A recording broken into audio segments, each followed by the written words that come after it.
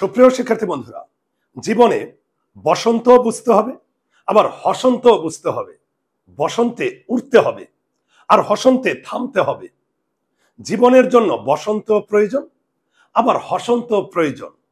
উচ্চারণ লেখার সময় কোথায় কখন আমরা হসন্ত চিহ্ন ব্যবহার করব, এটা জানতে হবে।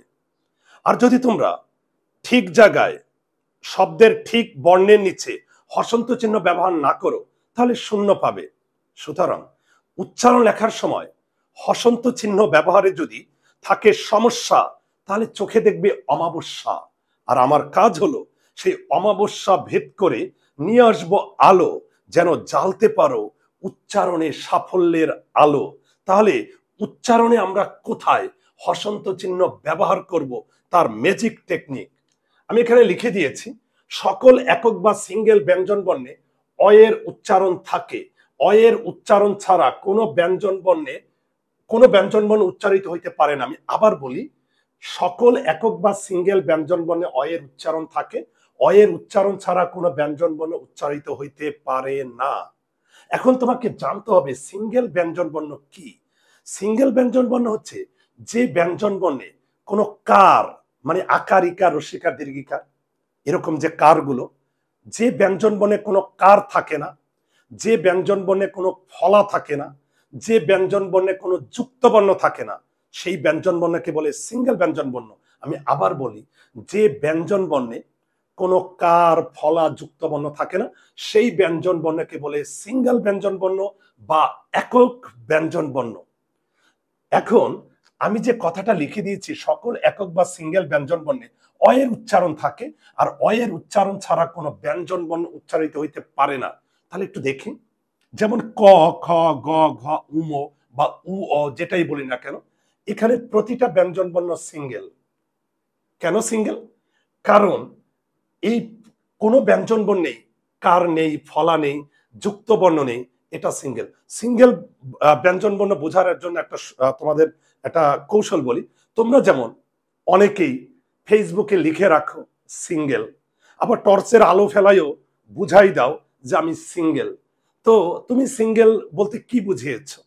তোমার প্রেমিক নেই, প্রেমিকা নাই, বন্ধু নেই, বান্ধবী নেই, কোনো প্রিয়জন নেই যে তোমাকে অনুভব করে, ফিল করে, এটাই তো বুঝাতে চাও। তো তুমি সিঙ্গেল হওয়াটা বুঝো, নিজেকে সিঙ্গেল বুঝাতে প্রমাণ করো, আর সিঙ্গেল ব্যঞ্জন বর্ণ বুঝবে না, এটা অবিশ্বাস্য।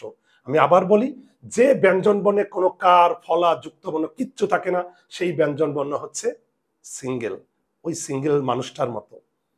এখন আমি যদি উচ্চারণ করি ক, কয়ের মধ্যে একটা অয়ের উচ্চারণ আছে, খ, গ, ঘ, প্রতিটা ব্যঞ্জন বর্ণ উচ্চারণ করার সময় একটা অয়ের উচ্চারণ হয়। এটা বোঝার সুবিধার জন্য আমি এবার ব্যঞ্জন বর্ণগুলোকে ইংরেজিতে ট্রান্সলেট করি।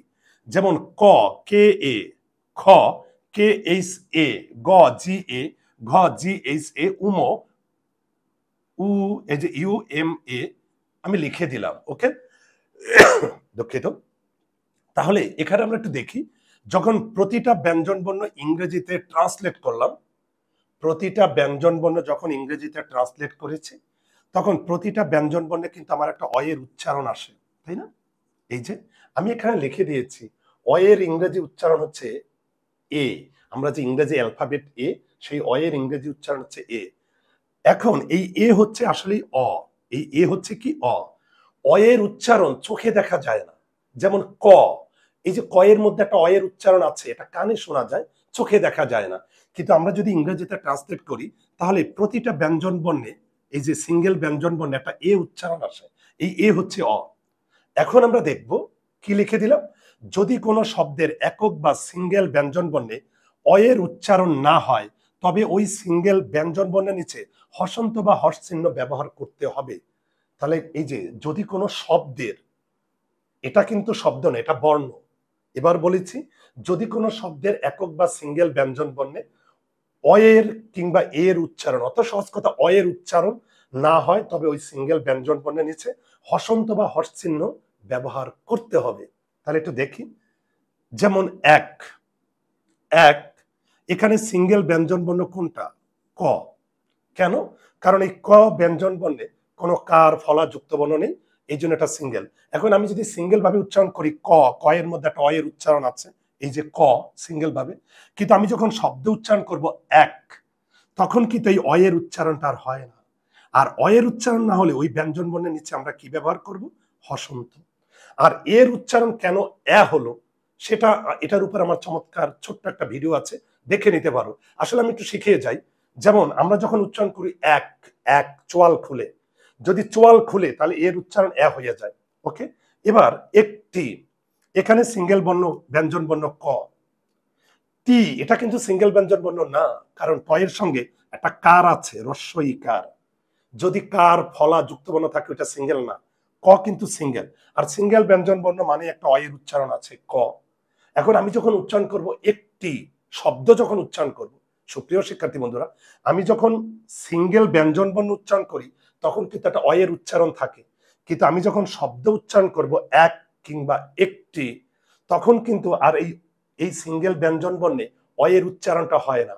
আর অয়ের উচ্চারণ যদি না হয় তাহলে ওই ব্যঞ্জন বর্ণের নিচে অবশ্যই হসন্ত চিহ্ন দিতে হবে। যদি এই হসন্ত চিহ্ন না দাও তাহলে কিন্তু উচ্চারণ লেখার সময় যতই তোমার শব্দের বডি ঠিক থাকুক, হসন্ত না দিলে তুমি জিরো পাবে। কারণ হসন্ত না দিলে উচ্চারণ হবে একটি, আমরা তো একটি বলি না, আমরা বলি একটি। উচ্চারণ যদি হসন্ত না দিলে উচ্চারণ হবে এক, আমরা তো এক বলি না, আমরা বলি এক। এ কারণে হসন্ত গুরুত্বপূর্ণ। ঠিক এভাবে আমি যদি বলি অভাব, তার আগে একটু বলে দিই এখানে কেন এর উচ্চারণ চেঞ্জ হলো না। এখানে তো এ হইয়া গেছে, এখানে কেন এর উচ্চারণ চেঞ্জ হয় না? একটু দেখো তো, আমরা উচ্চারণ করি একটি, একটি চোয়াল খোলে না, চোয়াল যদি না খুলে তাহলে এর উচ্চারণ চেঞ্জ হয় না। কিন্তু আমি যদি বলি এক, চোয়াল যদি খুলে এর উচ্চারণ হয়ে যায়। ওকে, এবার আমি অভাব, অভাব, সুপ্রিয় শিক্ষার্থী বন্ধুরা, আমি যদি অভাব উচ্চারণ করি তার আগে আমি সবসময় বলি শব্দের উচ্চারণ লেখার সময় সবার আগে খুঁজতে হবে কোন ব্যঞ্জন বর্ণটা সিঙ্গেল, ওই শব্দে কোনো সিঙ্গেল ব্যঞ্জন বর্ণ আছে কিনা। আমি আবার বলি, শব্দের উচ্চারণ লেখার সময় অবশ্যই জানতে হবে যে ওই শব্দে সিঙ্গেল ব্যঞ্জন বর্ণ আছে কিনা। ঠিক আছে, আর সিঙ্গেল ব্যঞ্জন বর্ণ চিনব কিভাবে? যে ব্যঞ্জন বর্ণে কোনো কার থাকবে না, ফলা থাকবে না, যুক্ত বর্ণ থাকবে না, সেই ব্যঞ্জন বর্ণ সিঙ্গেল। তাহলে অভাব, এখানে সিঙ্গেল ব্যঞ্জন বর্ণ হচ্ছে ব। ভা, এটা কিন্তু সিঙ্গেল ব্যঞ্জন বর্ণ না, কারণ ভয়ের সঙ্গে একটা আকার আছে, তাই না? তো আকার থাকলে তার এটা সিঙ্গেল না, ব সিঙ্গেল। এখন আমি যদি উচ্চারণ করি ব, বি এ, সিঙ্গেল ভাবে উচ্চারণ করলে বি এ, বয়ের মধ্যে একটা অয়ের উচ্চারণ আছে। আমি যদি সিঙ্গেল ভাবে উচ্চারণ করি ব, বয়ের মধ্যে একটা অয়ের উচ্চারণ আছে। কিন্তু আমি যখন উচ্চারণ করব অভাব, অভাব, তখন কিন্তু এই সিঙ্গেল ব্যঞ্জন বর্ণে এই অয়ের উচ্চারণটা হয় না। আমি যদি সিঙ্গেল ব্যঞ্জন বর্ণ বলি ব, একটা অয়ের উচ্চারণ হয়, কিন্তু আমি যখন শব্দ উচ্চারণ করব অভাব, তখন কিন্তু এই বয়ের অ উচ্চারণ হয় না। আর অয়ের উচ্চারণ না হলে ওই ব্যঞ্জন বর্ণের নিচে আমরা কি ব্যবহার করব? হসন্ত চিহ্ন ব্যবহার করব। সুপ্রিয় শিক্ষার্থী বন্ধুরা, এ কারণে শব্দের উচ্চারণ লেখার সময় আগে খুঁজতে হবে কোন ব্যঞ্জন বর্ণটা সিঙ্গেল। কারণ সিঙ্গেল ব্যঞ্জন বর্ণে যদি অয়ের উচ্চারণ না হয় তাহলে ওই ব্যঞ্জন বর্ণের নিচে হসন্ত চিহ্ন ব্যবহার করব। এখানে আমি লিখে দিয়েছি অয়ের উচ্চারণ না হলে ওই ব্যঞ্জন বর্ণের উচ্চারণ থেমে যায়। আসলে অয়ের উচ্চারণ না হলে ওই ব্যঞ্জন বর্ণ আর উচ্চারিত হইতে পারে না, ওই ব্যঞ্জন বর্ণের উচ্চারণ মরে যায়। আর ওই মৃত ব্যঞ্জন বর্ণের নিচে আমরা হসন্ত চিহ্ন ব্যবহার করব। আর মনে রাখবে, যখন কোনো সিঙ্গেল ব্যঞ্জন বর্ণ অয়ের উচ্চারণ হয় না তখন ওই ব্যঞ্জন বর্ণের উচ্চারণ তো মরে যায়, তখন এই মৃত ব্যঞ্জন বর্ণে আর কোনো স্বরধ্বনির উচ্চারণেই আর হতে পারে না। তাহলে সুপ্রিয় শিক্ষার্থী বন্ধুরা, আমরা উচ্চারণ লেখার সময় কোথায় হসন্ত চিহ্ন ব্যবহার করব আমি আবার একটু বলে যাই। সিঙ্গেল ব্যঞ্জন বর্ণ আগে খুঁজতে হবে।